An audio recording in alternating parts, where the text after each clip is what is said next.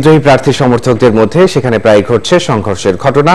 অভিযোগ পাওয়া মাত্র তদন্ত করা হচ্ছে বলে জানিয়েছেন নির্বাচন কমিশন।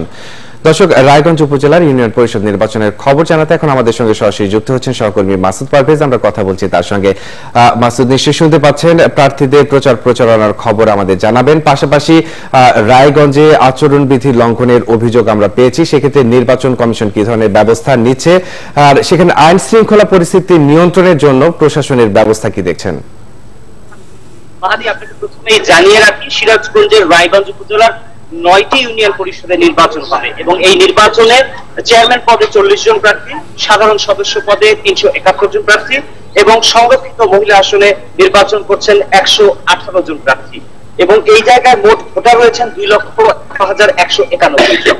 আমি এখন যে জায়গাটাতে দাঁড়িয়ে আছি এটা রায়গঞ্জের পাঙ্গাসী ইউনিয়নের হাট পাঙ্গাসী এলাকায়, গ্রাম পাঙ্গাসী এলাকায়, এবং এই জায়গাটাতে কিন্তু আসলে গতকাল সন্ধ্যায় আওয়ামী লীগ সমর্থিত প্রার্থী এবং আওয়ামী লীগের বিরোধী দলীয় প্রার্থীর সমর্থকদের মধ্যে সংঘর্ষের ঘটনা ঘটেছে এবং সেই সংঘর্ষে এই বাজারের অন্তত 11টি দোকান ভাঙচুর করা হয়েছে এবং এই ঘটনাতে আহত হয়েছে অন্তত 15 জন মানুষ এবং তাদের মধ্যে আসলে কয়েকজনের অবস্থা একটু আশঙ্কাজনক বলেও জানিয়েছেন আমাদের স্থানীয়রা।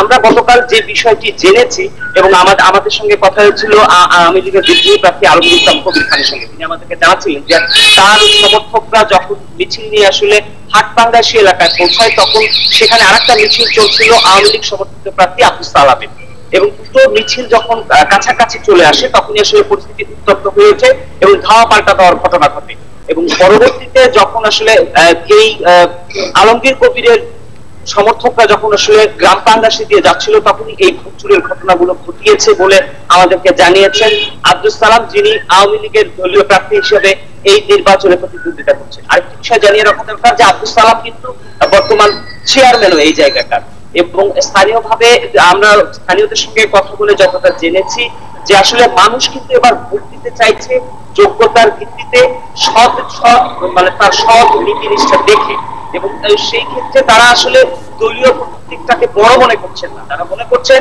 যে মানুষকে তারা ডাকলে খুব সহসাই কাছে পাবেন, এমন মানুষকে তারা আসলে নির্বাচিত করতে চাচ্ছেন।